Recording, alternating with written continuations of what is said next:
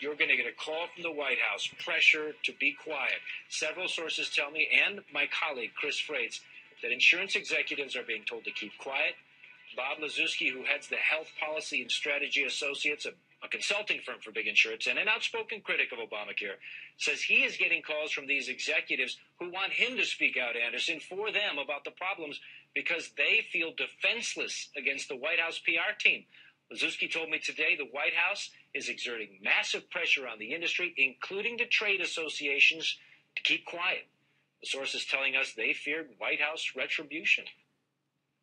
That is disgusting. Welcome back, everybody. The Obamacare debacle. I don't care that the website is slow.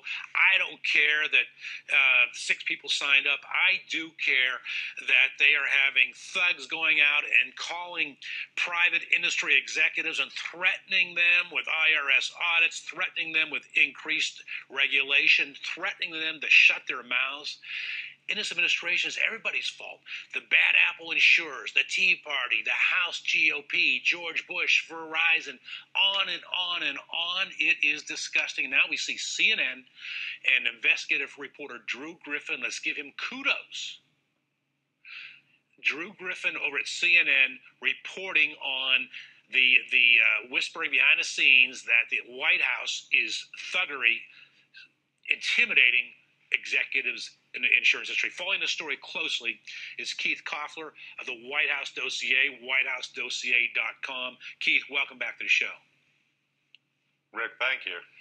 Keith, what are you hearing about this? I mean, I'm outraged. Yeah, you know what, and I'm so glad that you are focusing on this. I mean, there's just not nearly enough focus on it. And I would say that, you know, in 16 years covering the White House, there are very few, if anything I've seen that is as frightening as this. It really is a threat to individual liberty. I mean, think about it. You have senior White House officials calling private citizens and telling them what they can and cannot say. I mean, there is no firmer bedrock to this nation and nothing more important to the Constitution than freedom of speech. And the White House is violating it, and they're going after the insurers. These people do not work for the government. The government has some influence over their business, but they are not government employees. This is one of the most incredible things I've seen. And think about why they're going after them. The insurers are very unhappy with the Obamacare rollout for 2 reasons. First of all, they're not getting the signups that they needed. So the White House is very concerned that they're going to talk about that. They need a lot of signups in order to fund this whole scheme. And, secondly, they are being blamed by the White House for this false statement that the president made over and over again, that if you want your insurance, you can keep it. The White House is essentially saying that insurers are the ones who are responsible for throwing people off these plans, for making them pay for higher plans.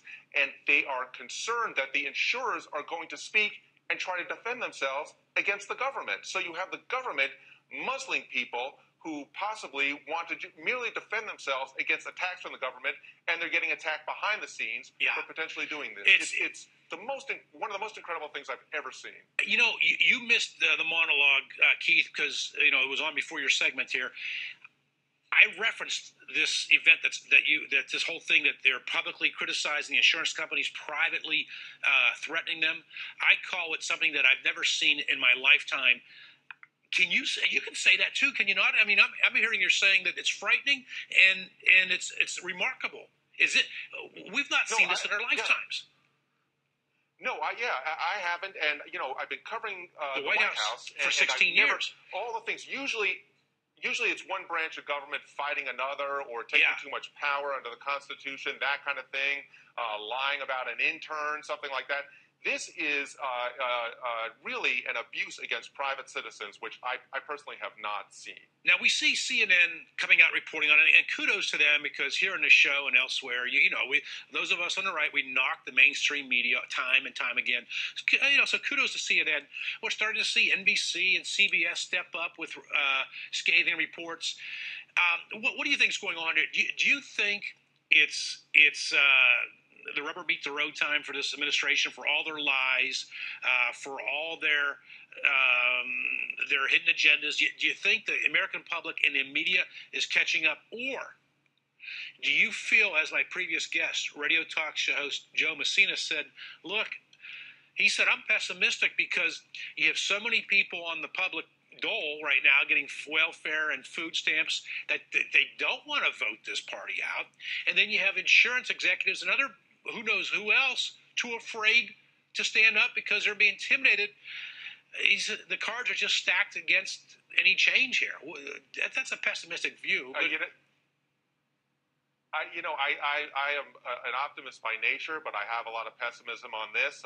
You're right. And I think your previous guess is correct that there's just so much in place here, so much free stuff, as Romney put it, that people are getting that it's hard to change. However, I think in this, conservatives really have a chance to try to turn the tide a little bit, to try to talk about government. And they have to do it so in an ideological way, explain it to people. I mean, this type of thing that's going on with these insurance executives is exactly what happened when government gets to power. Yeah, that's right.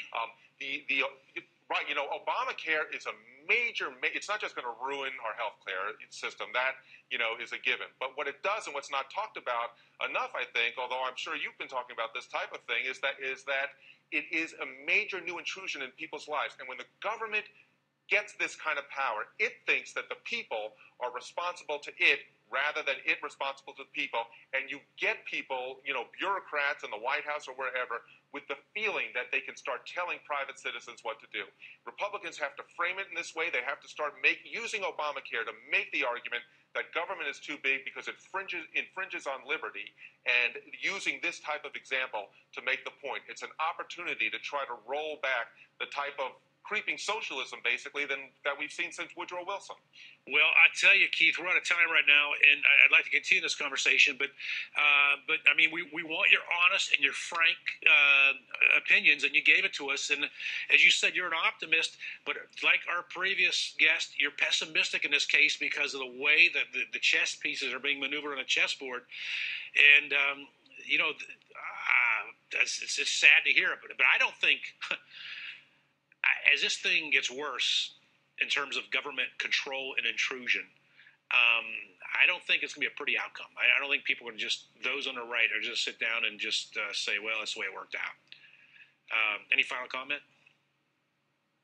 Well, it could be that it really has to get to a boiling point before something really changes. It's very hard to eliminate these programs once they're in place, and I'm not saying that there'd be any kind of violent thing going on, but people may have to get really angry before anything changes. All right, Keith Koffler of WhiteHouseDossier.com. As you say, in the 16 years you've been covering the White House, you've never seen anything like this. Thanks for joining us. Thank you. All right, the liberal left has called Senator Ted Cruz anything from a coconut to Freddy Cougar. Is it because they feel threatened by him? We're going to jump into this and more on the other side of this break. Don't go anywhere.